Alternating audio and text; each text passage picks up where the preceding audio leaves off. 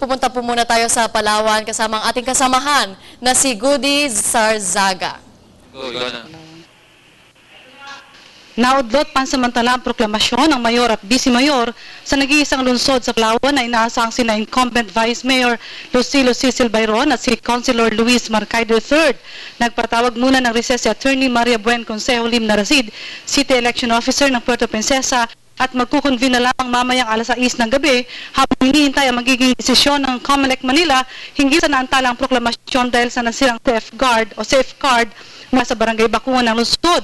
Gayunpaman sinabi ni Narasid na kung hindi naman makakaapekto sa resulta ang bilang ng botante ng nasirang CF card, malaki ang posibilidad na tuluyan ng maiproklama sina Bayron at Marcaida mamayang alas 6 ng gabi. Sa pinakahuling talaan ng COMELEC, nakakuha si Bayron ng kabuang boto na 31,113 laban kay Ellen Hagidor na merong 25,338 votes. Samantalang si Marcaida ay merong 27,653 na boto na lamang ay Mark Hagidor na merong 26,029 na boto.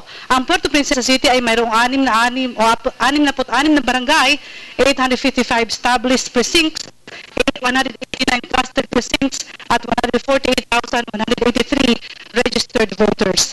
Muli WRM Radyo ng Bayan Palawan, Goody Zarzaga para sa Media ng Bayan 2013.